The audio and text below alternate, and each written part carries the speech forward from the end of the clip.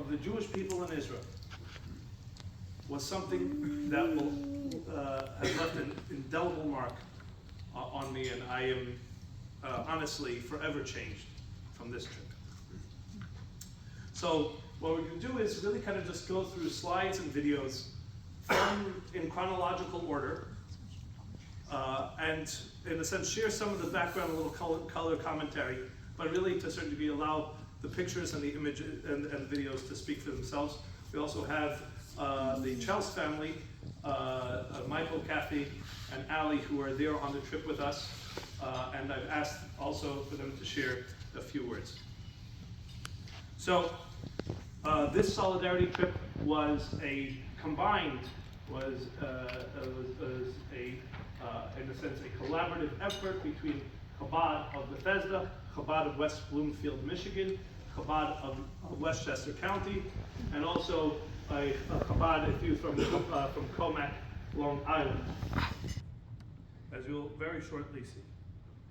Day one, an El Al flight to Israel. This is me and Nechami's brother. I don't know if you can see the similarity.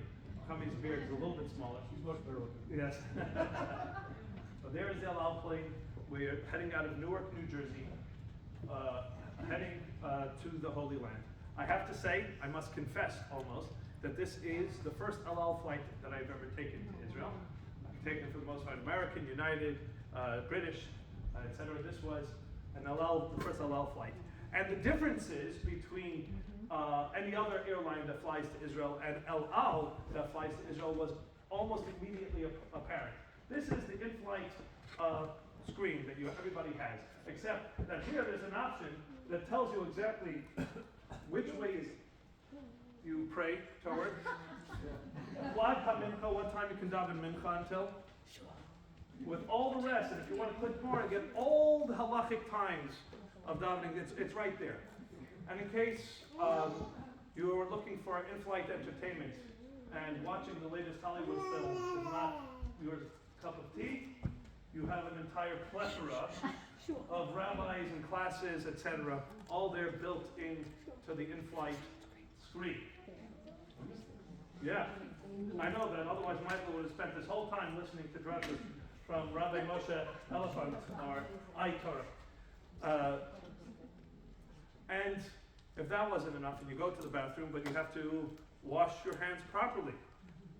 Believe it or not, built and look to the right, in every lavatory on the airplane is a little kvart, a little silver washing cup, because this is El Al. And this is an announcement that comes from the cockpit on an El Al flight.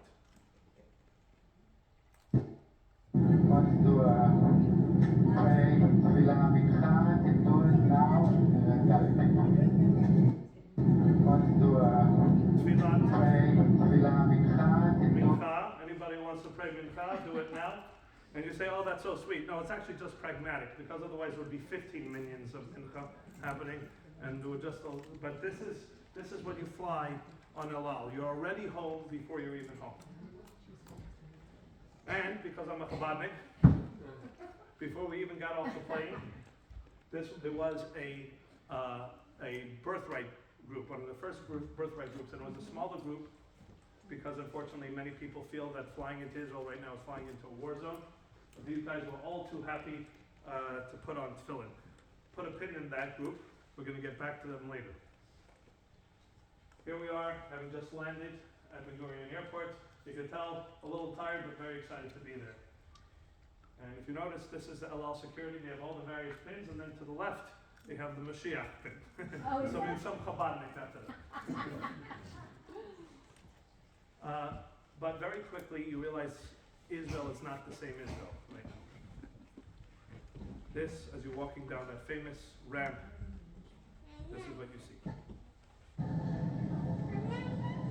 One thing that is significantly different from the last time we went to Israel is this stark reminder of our brothers and sisters that are currently not at home. We will not forget, and we will not be silent until they are all back with us. As you know, many people know that massive mezuzah, the largest mezuzah in the world. There's a beautiful story behind that mezuzah. When they were building the new Ben Gurion airport, so the secular designer of the airport said, listen, when you come to America, it was iconic that as you were taking your ship into America, there was the Statue of Liberty. That was the symbol of America. You arrived in America, you saw that, you knew you were in America. He says, Israel needs its Statue of Liberty. What is the icon to show that you have arrived in Israel? And he commissioned the largest kosher mezuzah in the world. So as you come in Ben Gurion, the first thing you will do, that's Israel's Statue of Liberty. There in the airport, we davened. There's a shul in the airport. Then we met. I'm seeing the smiles across the. Jonty, this is our tour guide from South Africa, now living in Israel. Jonty, you want to know what Jonty is? That's how South Africans say Jonathan. A nickname. It's not Johnny, it's Jonty. For whatever reason, it makes him unique. Jonty was our tour guide. Immediately, we were incredibly excited and pumped up to be there.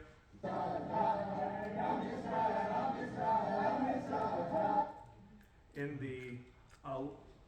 the massive, cavernous, and unfortunately significantly empty Ben Gurion lobby, I guess, atrium.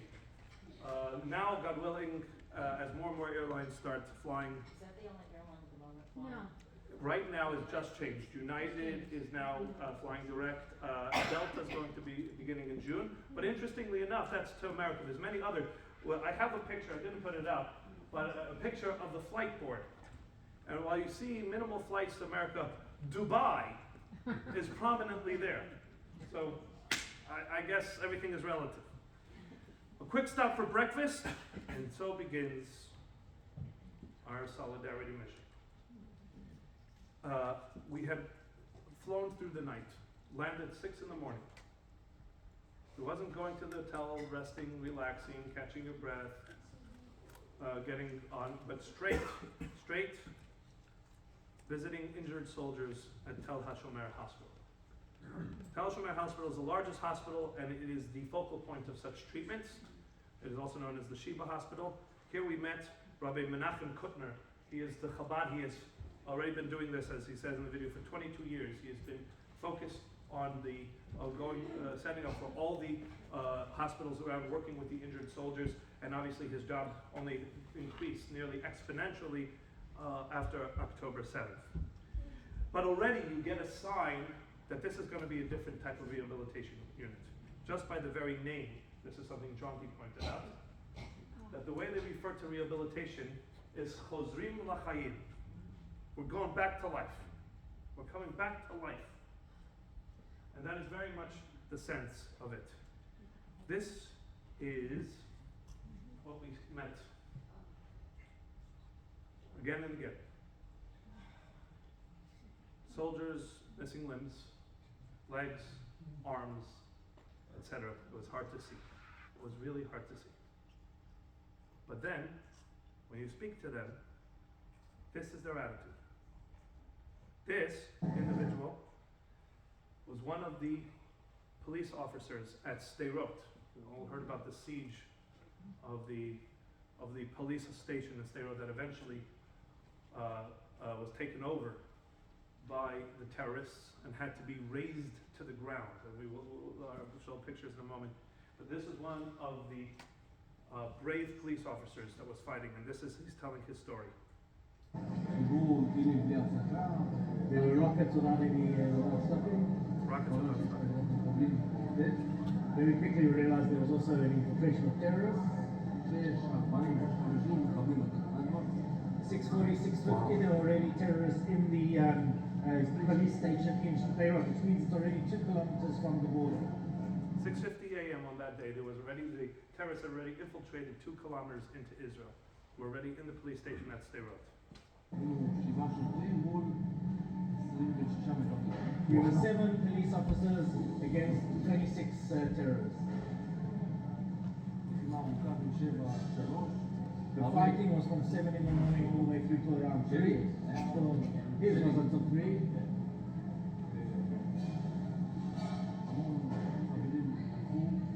A lot of my friends were killed. I still don't believe that I'm here. I got a bullet in the head, Oh my God. in my arm, also in my other arm and in my leg. Now watch what he says. Muslim. Baruch Hashem. This man was a man riddled with bullets. Baruch Hashem. Baruch Hashem, look at the bullets were here, all the niftar. So it was all open, but His head was completely open. look how it went over my head as such and I had a break. It was sniped in the eye. Another one. Wow.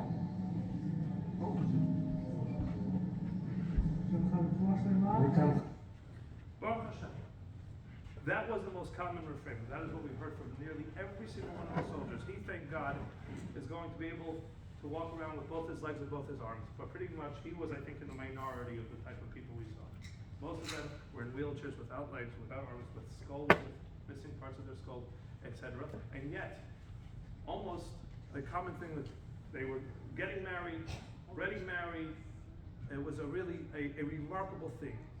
Here, this fellow, I don't know if you can see, his face is forever deformed, torn open. And yet, he was so excited to get a Knicks jersey, which means he probably has poor judgment. But a positive atmosphere permeated this place where they're going to learn how to live a different life now. And yet there's a positive attitude.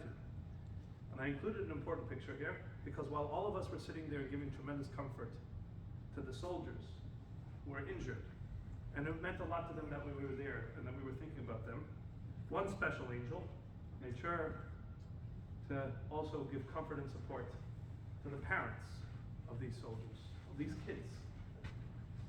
And this was Tel HaShomer Hospital.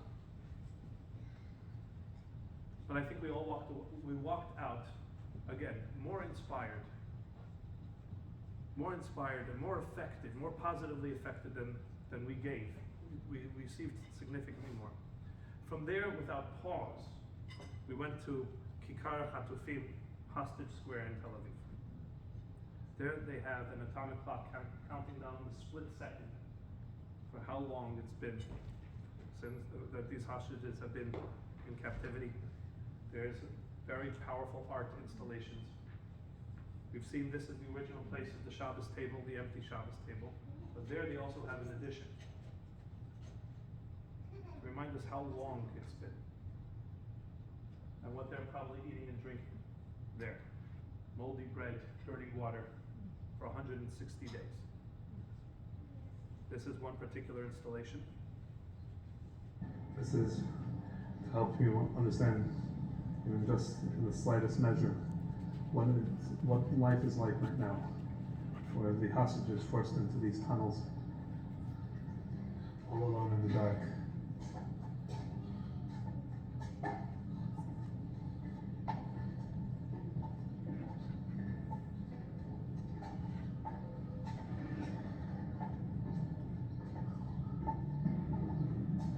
The noises of the explosions coming. Claustrophobia, not being able to stand, not being able to see any light. Now, obviously, this is a very, very brief tunnel, and you get to immediately go back out into the light. But even that small time in there, and to know that they're sitting in there, in this darkness, with monsters. Also remind us how acute this situation is. We then sat with one from Kibbutz near Oz, Nahal Oz, who's thank God, her family was able to be saved, but many of the people she knows are currently hostages. She shared her story and how desperately they're working to get everybody out. From there, we went to a place called Soldiers Save Lives. This is a remarkable thing. Soldiers Save Lives was started by this young gentleman, an incredibly special guy. We'll hear a little bit about from him right now.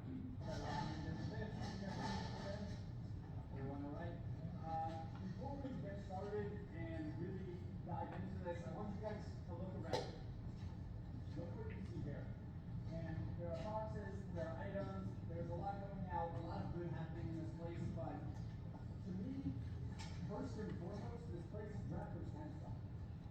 represents Americans and Israelis coming together for the greater good of our people. And I want to share you the story of exactly how this got started. But as we go into that story, I want you guys to think about something. Think about the sentence, I love you, I'll see you tomorrow. I think something we've all said in our lives, something I've said many times. And Frank, Sorry.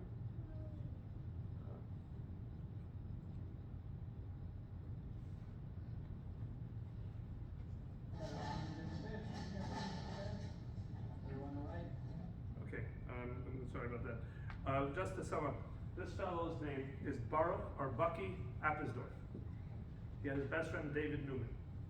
This is the text that he sent to David Newman on Friday night. I love you, I'll see you tomorrow. David Newman was on his way down to the Nova Music Festival. His phone is ringing and ringing and ringing Saturday morning. It's incredibly early, and he's trying to figure out what's going on. And he sees a text, and it's from David, and he says, "Pray for me. It's really bad." And he's trying to get some word, he's trying to figure out what's going on. They're used to it in Israel. He's heard this rockets going down, but rockets are part of daily life.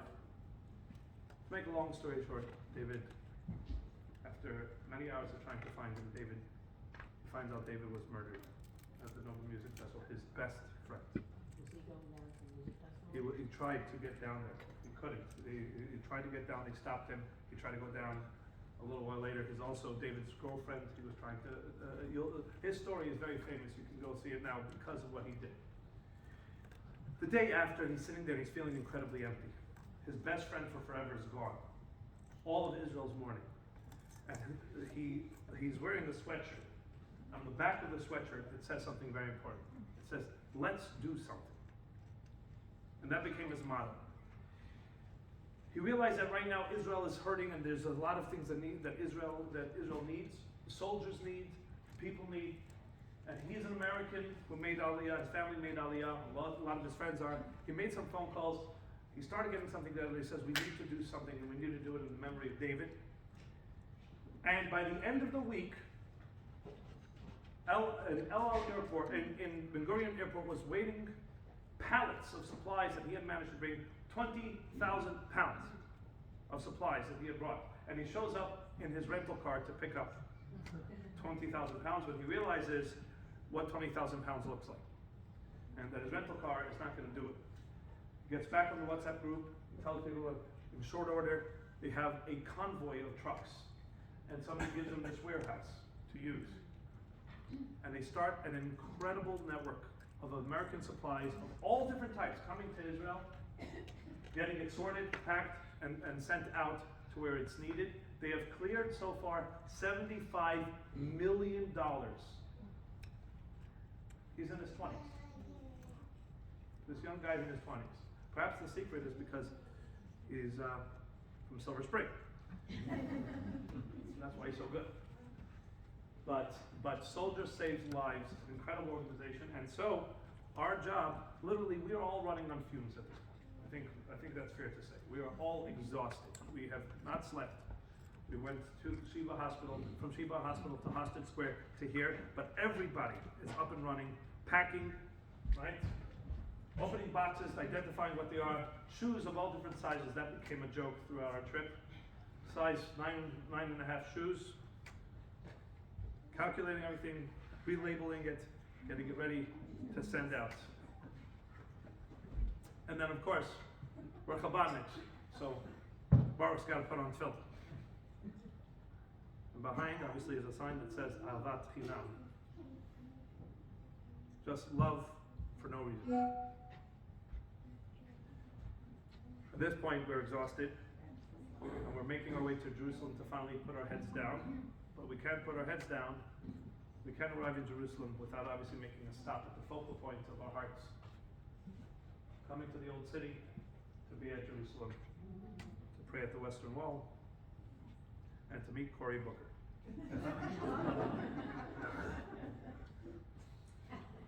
I want to say I'm pretty impressed that he looks far more excited than I am.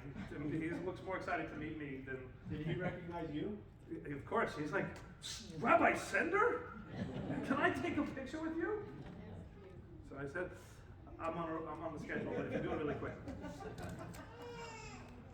This picture's out of order. Okay. Day 2, I think we called the Day of Heroes. Truly the Day of Heroes. If you ask me which is perhaps the most impactful day of the trip to me, it was Day 2. Day 2 started in Sderot. Sderot is the biggest, is the closest big city to Gaza. And by close, I mean the distance from here to Safeway, down on the corner of Arlington and Bradley, a quarter mile away. And you'll see in a second how close that is. This is the green of the country on the way down. We couldn't have to take pictures of how beautiful Israel is. We pull into Sderot, and you immediately realize what it's like to live in a city like Sderot, to live a stone's throw away or a rocket's throw away from Gaza. This is a playground. That is a bomb shelter in a playground. Because since the Sharon administration cleared out Gush Katif, and Sderot became the next big city, that's less than 20 years ago, 22,000 rockets have fallen on Sderot. 22,000. That's an average of 1,000 a year. And if you're keeping up with the math, that's about 3 a day. 3 a day. 2 in the morning when your babies are sleeping, or they're in the playgrounds playing. And the distance for a rocket to travel from Gaza to Sderot is 12 seconds. And you're going to meet some of the heroes. So the first stop is to the Chabad of Sderot. Now what do you think the Chabad of Sderot looks like? It looks like 770 in Brooklyn. So we take a picture, but does everybody see this? That's not poor maintenance. That's not a weather pothole.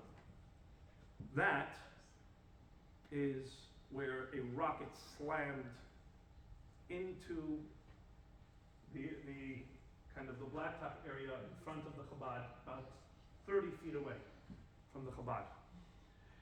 There's only one reason that didn't hit the Chabad and do some incredible damage or death to all the people in it, and we'll see that in a second.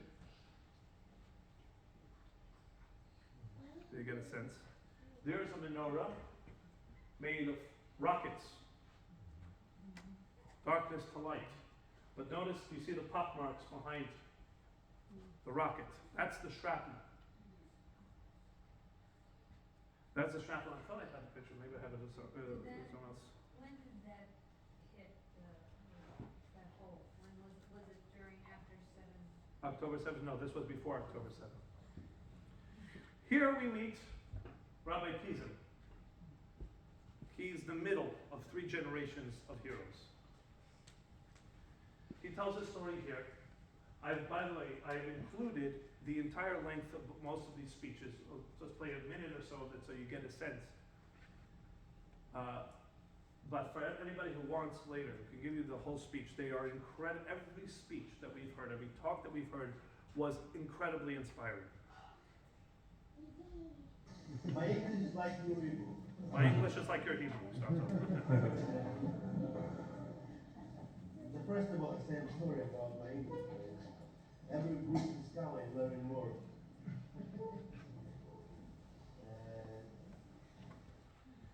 This is Rabbi Pizan. He was like a jolly, happy-go-lucky guy.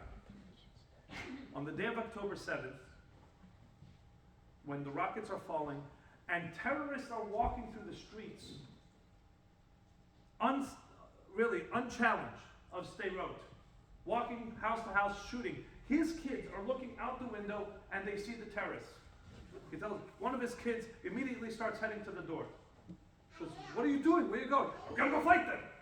It's like, stay inside. But he himself, while the terrorists are still roaming the streets, is running baby formula to The family with the baby has been crying for 6 hours straight, starving. Getting basic supplies, finding out, checking up on older women in the community. He's literally out there with the terrorists.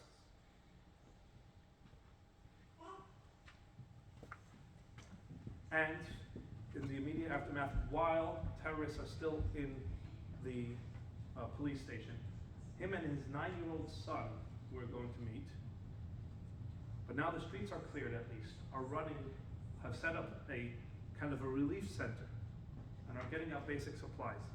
He shows us a picture of his son, and here we arranged the custom-made helmet and flak jacket. Do you imagine for a 9-year-old child? This is how they have to go around. His son gets interviewed on Channel 12 in Israel. And his fortitude and his strength and his very cute face makes him a national darling. Later, he's brought to the Kinnos HaShulchan. We'll see a little clip of the boy talking at the International Chabad Conference in front of thousands and thousands of people, and becoming an inspiration to thousands. Rabbi Pizim takes us through the road up a hill to show us what they see. We are here right now in the city of Sderot overlooking Gaza. As we are here,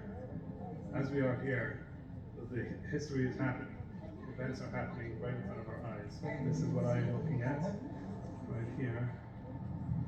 Is the gate the border fence that they come through. Here's the border fence. That's the border of Gaza. That's Gaza. From here. That smoke that you see, that's an operation currently. Right here is an operation happening in Gaza as we're speaking. Guys, everybody come close. One way, And he's showing us where they broke through the fence. Aaron's Crossing. You've heard of these places in the news. This is all right here. This is right here.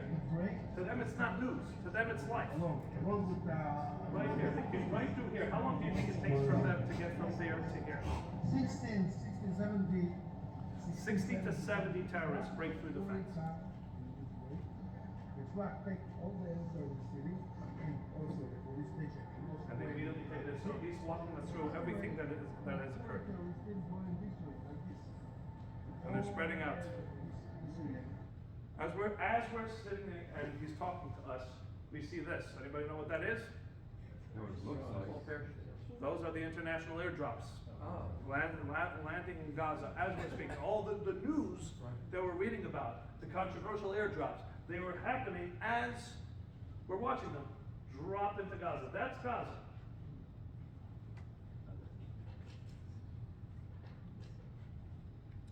There it is. That's Gaza City. You know, Gaza City, Khan Yunis, Shajadiya. This is Gaza City. Then he took us to the site of the siege on the police station. As you get close, you see an incredible mural spray painted onto the wall. These are those that were lost. That was one mural. And then right over here in this big empty space where the police station used to be right here. The police station was built to be a fortress, to be impregnable, to withstand rockets. And so once they got in, it became, you couldn't, this is a depiction. That is a tank firing at the police station. And the Torah representing the Jewish lives with the souls, the letters going up to heaven.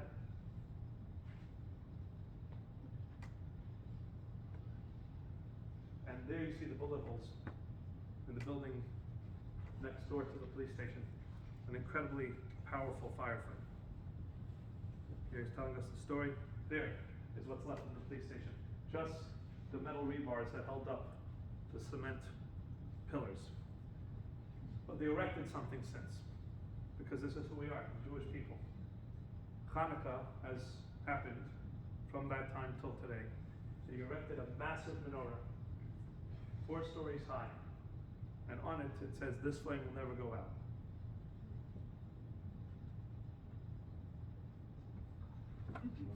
Yes, back in the Chabad house. Putting on film. This is Rabbi Pizim Sr., the father of the Rabbi Pizim that we saw. This is us giving wherever we went. It wasn't just verbal support to the soldiers in Tel Shomer Hospital. We gave them each a gift card to spend. Here, a donation to Chabad of Sderot to continue the incredible work they're doing. And he sits there and he talks to us about what it was like to start from the beginning. Chabad of Sderot, a tiny little community, and then once it started being hit by rockets, there was a sense that it was going to dwindle. Who would want to live in a place that 3 rockets a day are falling? Who would put that onto their children to live in such a place? And after October 7th, 36,000 people lived in Sderot. The day after October 7th, 0 people were in Sderot. Now, over 20,000 have returned. And that is Chabad. This Chabad rabbi, he said he did a program recently, immediately in the immediate aftermath of it, and he was sure that there was going to be 10, 20 people at most. They only prepared for about 50 tops because that was their high watermark. Over 300 showed up. That is the resiliency of the people. So I told you about the little boy, about this incredible young Mendy Pizim, the grandson of Rabbi Pizim Sr., speaking at the Kinnos, speaking at the Chabad conference. Listen to the strength and resiliency of this young gentleman. ובמקום השליחות שלו, ואני מציע לכם, שכמו שאני לא עוזב את מקום שליחותי למרות האתגרים, תישארו במקום שליחותכם והמשיכו להעיר, אסור להתייאש, הרב נותן לנו כוח. That's his grandmother watching and having nafas.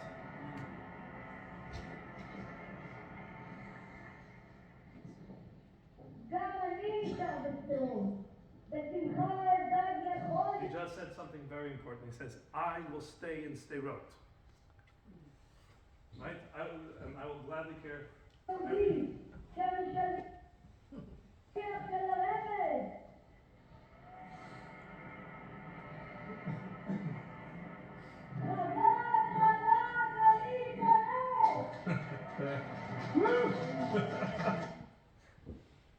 So this little boy, that is who he is, because he only came on the radar because of the clip. If you Google this. Mendy Pizim in Israel. His clip on the national news in Israel went viral. So you saw here that he says, I'm going to stay in Sderot. I'm not going to leave. His father shared that afterwards, a Chabad Shliach, I shared this on Shabbos, Chabad Shliach from some town somewhere in the world was having a very hard time with it. They couldn't make ends meet financially, etc. And they decided they're not staying. They're not staying on Shlichut, they're throwing in the towel. And the father came to Rabbi Pizim after this speech and said, after hearing what your son said,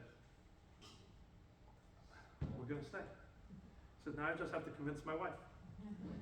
So he picks up the phone, he calls his wife, and he says, honey, and she says, wait a minute, before you say anything else, I was watching the Kinnos, and I was watching Mendy Pizim's speech. And I don't know what you're thinking, but we're staying. This is Rabbi Pizim, and that's Mendy. How old is he? 9 years old. Later, we went to the stores that had just opened up, and we made a point of patronizing the stores because that's how they're going to survive. They're going to survive because people care. And here is the owner of this Judaica store, whose tzitzis I'm wearing right now. He's actually opening the tzitzis for me as he says this. Was everything damaged or destroyed and the merchandise, this is all new merchandise? Or? So for the most part, the terrorists went to where the people were. Okay. And this was so early in the morning that thank God the stores were closed for the most part. Otherwise, yes, they probably would have ransacked them. Most of them were neutralized pretty quickly, except for the ones held up in the police station. But, Oh. מי זה המחר? אנחנו, לכל האנשים היקרים שנכנסו, איך All הוא those שלכם? who came, חב"ד. From Chabad. אחרי thank you for coming to Stay מה Road. שעבדנו מערב סוכות עד היום, אתם מרגשים אותנו, Because we were closed from Erev Sukkot till basically now. How much it means to us that you have come. מרגשת מאוד. תודה רבה לכם, ובעזרה הכי גדולה שיש בעולם, עם ישראל חי. Biggest help in the world, Am Yisrael Chai. That was just the start of our day. From there we went to Re'im, to the Nova Music Festival site. And over there we met what one could say might be the hero of the century. And people living in this area. And like I mentioned, just from point of view, technical point of view, we're actually meeting up with another group. And Rami's is already there speaking with us. So we're going to get off the bus and we're going to hear first from Rami and hear the heroism with which he dealt with the story. And then afterwards, I'll give you time, number one, if you want to hear some more explanation, or if you just want to be in the space, you'll have time for that as well. So I'll explain later why I didn't have as much time to edit these videos down as possible as I had liked. And I'm afraid Nova Music Festival. This is the when you saw those harrowing images of the people trying to run through the forest, this is what the forest was. You can tell there's nowhere to run, there's nowhere to hide. from terrorists. As you can see, the trees did not allow for much in the way of shelter. And unfortunately, many perished here. Over 360 people were killed here. Children, teenagers were killed here at the music festival.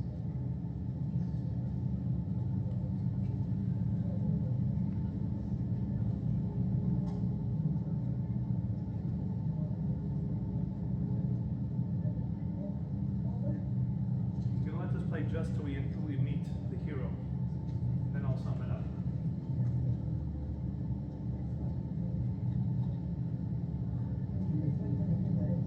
And we are pulling up to the location.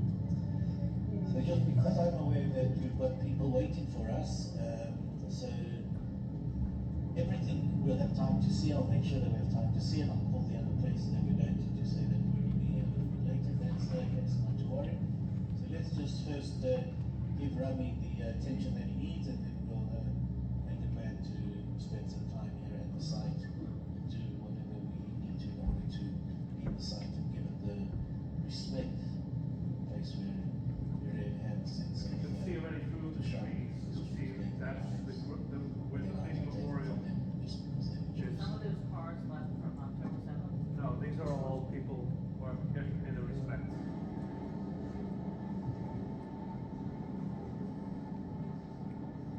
We're walking now through the trees. Again, you can see how sparse this is. Can you imagine you're in your 20s running for your life with cold-blooded murderers on your tail? We're heading, what they did is, right there is the big clearing where the music festival was. They created a monument for every last individual who was killed, and another monument for every These are last all okay. hostage. No, they broke.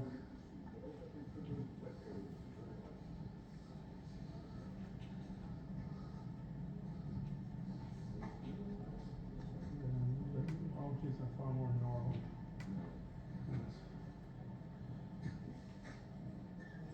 I apologize. There's no way to move quicker through this. Otherwise, I would. There is the building we'll see in a second. Is a post with all the Memorials. faces of everybody. Yes.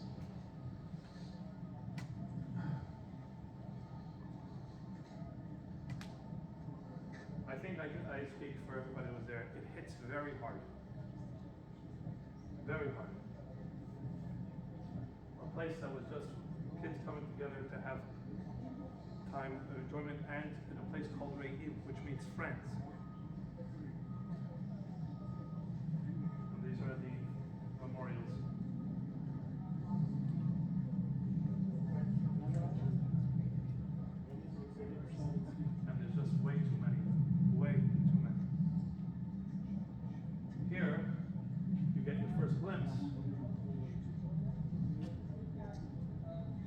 fellow named Rami Davidian. If you don't know who he is, Google him. That's how it happens. Thank you. So I'll just recap. We're sitting with Rami Davidian from Moshav nearby, Moshav Patish, who on the morning of Simchat Torah, October 7th, woke up to go to school at his father's yard site. He was 13, 46 years ago, and gets a phone call from a friend who asked him to go and save his son. He tells his wife, 5 minutes, I'll be back. And he goes out and things don't really fit. No one, he doesn't understand what's going on. It's our guys shooting into Gaza. So we have artillery. That's what's happening, artillery fire. It's helping to talk. And then how the instant. Basically, Rami left that morning. He sees two bicycles outside. He thinks it. So Rami starts telling his story. How he went with his truck unarmed. He didn't get to run out with his gun. He ran out unarmed, loaded his truck with as many people as he could, time and again. He ended up getting, his phone blows up, 4,000 people, 4,000 messages rather, from mothers who had heard about him and desperate, sent the numbers of their children, said, please, this is my child somewhere there. And he again and again he went in. One incredibly powerful story he tells of Amit, a girl who was hiding in one of the wadis, one of these little kind of folds in the ground, trying to hide from the terrorists. And she has his number, and she's on the phone with him. She says, my GPS is out, I can't tell you where I am. She describes it. He says, I think I know where you are. I'm going to drive and honk. And you will play a game of kar v'cham. We'll play a game of warm and cold. And you will tell me if I'm getting warmer. And he's honking. This is warm, and he drives until he finally hears, cham, cham, cham, you're hot, you're right here. So he jumps out of his car, and he runs to where he thinks she is, and in fact, she's there. But she's not alone. She's surrounded by 6 terrorists. And he has a decision to make in that moment. He can either back away, try to save his own life, but she will be taken as a hostage. And so he walks towards the terrorists. In fact, he runs towards the terrorists. And he comes there, and in Arabic, he says, my name is Abu Rami. It's great what you're doing, but the IDF, they're coming, they're going to kill us all, so we have to run back. We have to run back now. Run back towards the entrance of the gate. Quickly, let's run. And I've got a car, so give me the girl. And they gave her the girl. And he saves Amit and drives her back to Patish. And so he does again and again and again. By his final tally, this man saved, between him and his sons-in-law, saved 750 people. This is a hero. What's his name again? Rami Davidian. He will be lighting the torch on Yom HaAtzmaut for all of Israel. How do you spell the last one? David, I-N. I-A-N. Davidian. Yes. Yes, and what? Yes. That was one. This is a sofer writing a Torah on site. This is Rami. Where did he take him? Back to his village called Patish. And he felt safe in the village. Yeah, at he that saw point the direction that they were going. It was away from Patish. So he kept on dropping them off at Patish and running back and bringing more and dropping them off at Patish. Is he there? No, No, he's not. he was going on his way to Shul because it was his father's yard sign. So of course, what's the first question I asked him? Did you put on clothes today? And he says he puts on every day. This was particularly powerful. We were giving out, I don't know if all of you saw that, the great awakening of soldiers wanting to wear bulletproof vests in the way, spiritual bulletproof vests. Tzitzit is incredibly high demand. We came with an entire suitcase worth of tzitzit. Shneer's handing them out. Happens to be that this particular pluga, this particular company, their slogan is Gam ki elech b'gates al mavet lo irara. Even as I walk through the valley of the shadow of death, I will fear no evil. From there, we went to Kibbutz Kerem Shalom. We've heard about what happened at Kibbutz Nachal Oz. We've heard of what happened to Kfar Aza. Here's another one. Kerem Shalom is a name that you're all familiar with. You must have been hearing it because that is the crossing, the Israel crossing into Egypt, and the southernmost crossing into Gaza, where aid and there's all the protest and discussion. There is a kibbutz right there. In that kibbutz, we met Dudi. Dudi's a remarkable guy. He is a religious guy on the kibbutz that was 50% secular and was entirely secular. It was hard left, but then they realized they needed to build up because they're middle of nowhere, very close to Gaza. There needed to be something that built people up, built the kibbutz up, and so they decided an experiment to allow the religious in. Now, we have to understand, it's not just about bigotry. The kibbutz is one big family. You're sharing a dining room. You're sharing everything. To bring in the religious means a whole bunch of restrictions now on your own life. But they said, let's do it as an experiment. It turns out it went beautifully. One story tells us, a kid's story, was the big thing in the kibbutz is the swimming pool. Everybody likes a swimming pool, right? That's what you do. A hard day's work on the kibbutz and the farm. It's always sunny out there. The pool is a big thing. But they understood that if they do it, there's going to have to be separate hours if you're going to bring religious people in. Sha'ot nifradot. So they had a vote on it. And many of the secular voted against it. But overall, at the end, it passed. And one of the secular guys says, here's the thing that happened. Here's why I voted against it. He says, I don't understand. This guy turns to Dudi. He says, I don't understand why you need separate hours. Why can't I swim with you? And Dudi realizes that this guy had a little bit of a misunderstanding. He says, by separate, we don't mean religious, non-religious, so we'll be happy to swim with you. We're talking about men and women. But for a while, this